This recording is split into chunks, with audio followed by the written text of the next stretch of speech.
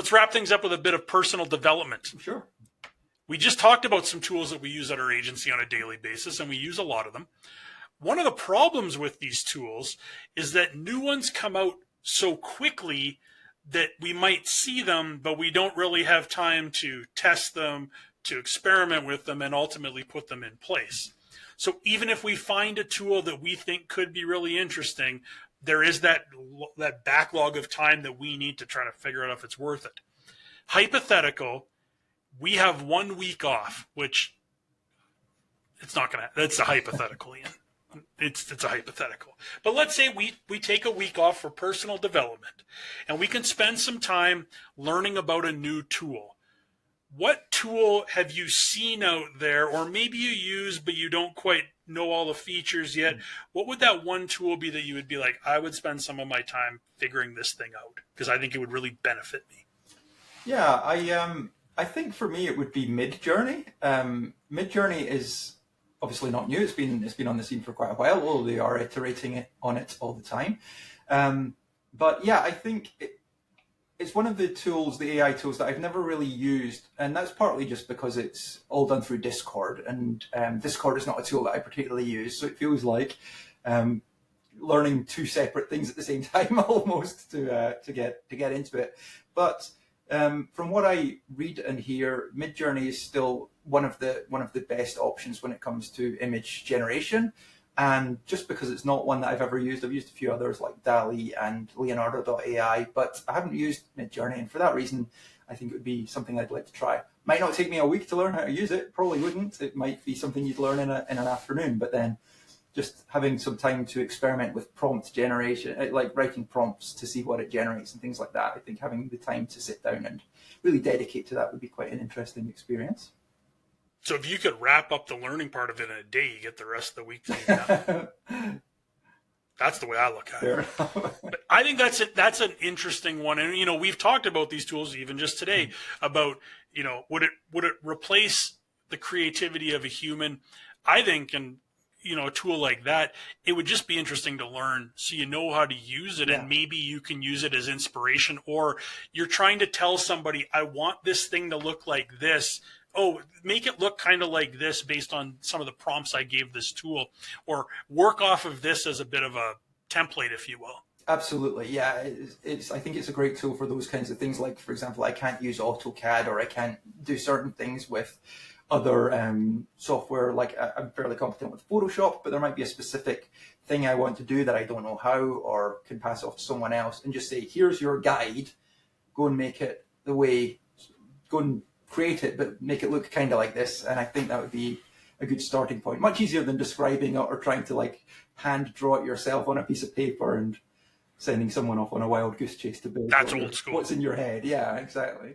Yeah. That's old school when we used to be in the office and we had whiteboards, and you kind of just put it up on the whiteboard and be like, I need this. And then hopefully somebody understands your really bad drawing. Absolutely right. Yeah. No one ever understood my drawings. I think the one tool that I would really spend some time looking at is Microsoft Paint. I'm just kidding. A classic. Oh, I should have gone with it. Yeah. I want to go back a ways and learn more about Paint.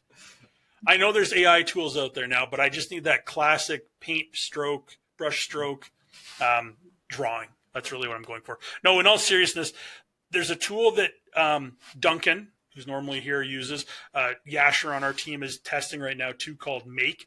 Duncan's brought up Make before, but Make is kind of like a way to string different apps and different programs together to create custom workflows, streamline things, etc. And as a Yahoo Pipes enthusiast from many years ago, it's kind of like it, but on steroids.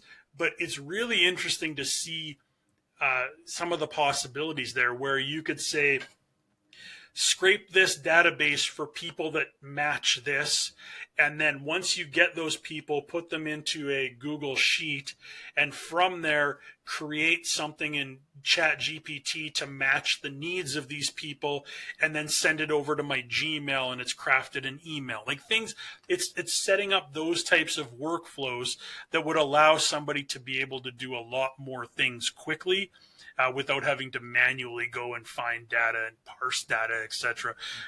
And some of the things that they've already started to come up with are really, really interesting on the workflow side. You know, we're even going to test it with some of the content we create here on the podcast. How can we create written content, blog posts out of what we talk about on the podcast?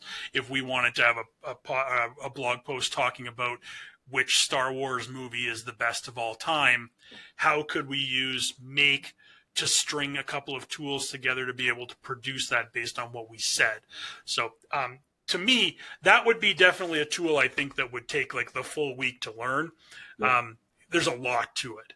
But as you start to figure things out, I think the possibilities are endless. Absolutely. Then I would turn my attention to paint. Then I would, yeah.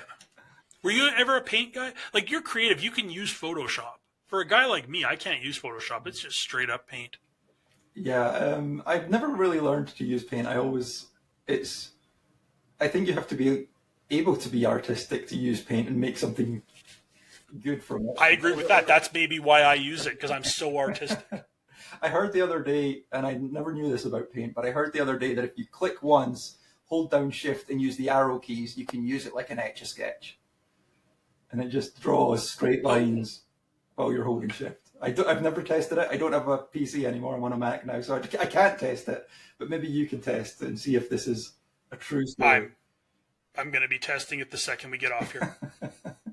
That's going to be my afternoon, is testing MS Paint and the Etch-a-Sketch feature. Yep.